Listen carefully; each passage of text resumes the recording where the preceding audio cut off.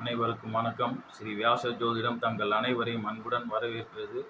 நண்பர்களே, இந்த பூமியின் மீதும் பூமியில் வாழும் ஜீவராசிகள் மனிதர்கள் மீது ஆதிக்கம் செலுத்தும் கிரகங்கள் இந்த ராசி பாதையை ராசி மண்டலத்தை சுற்றி வரும்போது குறிப்பிட்ட இடத்தில் குறிப்பிட்ட ராசியில் சில குறிப்பிட்ட கிரகங்கள் வரும்போது இருக்கும்போது அந்த கிரகம் அந்த ராசியில் ஆதிக்கம் செலுத்துகிறது.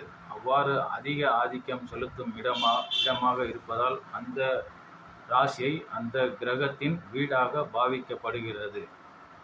ராசி மண்டலத்தில் முதல் ராசியாக மேசம், 2 ரிஷபம், 3 மிதுனம், 4 கடகம், 5 சிம்மம், 6 கன்னி, 7 துலாம், 8 விருச்சிகம், 9 தனுசு, 10 மகரம், 11 கும்பம், 12 மீனம். இப்படி இருக்கும் 12 ராசிகளில் மேசத்தில் செவ்வாய் வரும்போது அதிக ஆதிக்கம் பூமியின் மீது செலுத்துகிறது. ரிஷபத்தில் சுக்கிரன் இருக்கும்போது அதிக ஆதிக்கம் செலுத்துகிறது. மிதுனத்தில் புதன் இருக்கும்போது அதிக ஆதிக்கம் பூமியின் மீது செலுத்துகிறது.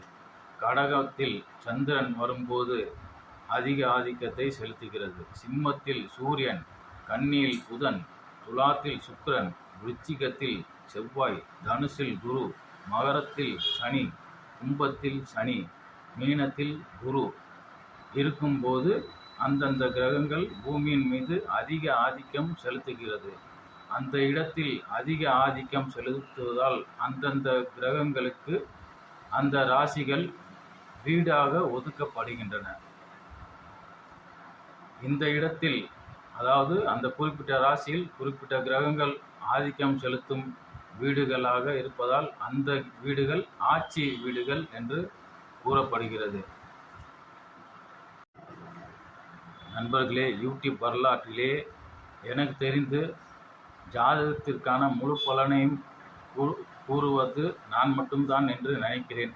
ஏனெனில் வேறு யாரும் ஜாதகத்திற்கான முழு பலனை கூறுவதாக நான் பார்த்ததில்லை. யூடியூப்பில் கமெண்டில் என்னிடம் கேட்கும் பலன்களுக்கு கூட நான் முழுமையான பலன் கூறியிருக்கிறேன். 90% சரியாகத்தான் கூறியிருக்கிறேன். அந்த வகையில் எனக்கு மகிழ்ச்சி. ஆனால் பிறர் யாரும் அவ்வாறு செய்வதில்லை. அது ஏன் என்று எனக்கு தெரியவில்லை.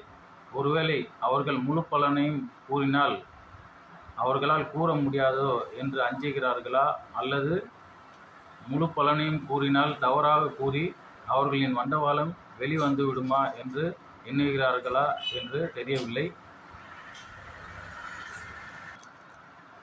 ஒரு ராசியில் சூரியன் சஞ்சரித்தால் இந்த பலன், சந்திரன் சஞ்சரித்தால் இந்த பலன். சூரியன் உச்சமாக இருந்தால் தந்தை பிரயோஜனப்பட மாட்டார், சந்திரன் உச்சமாக இருந்தால் தாய் பிரயோஜனப்பட மாட்டார் என்று பலன்கள் கூறுகிறார்களே தவிர ஜாதகத்திற்கான முழு பலனையும் யாரும் கூறி நான் பார்த்ததில்லை. நண்பர்களே, அடுத்த ஒரு காணொளியில் உங்களை சந்திக்கிறேன். அதுவரை நன்றி, வணக்கம். தொடர்ந்து பாருங்கள், உங்கள் கருத்துக்களை பதிவு செய்யுங்கள். நன்றி, வணக்கம்.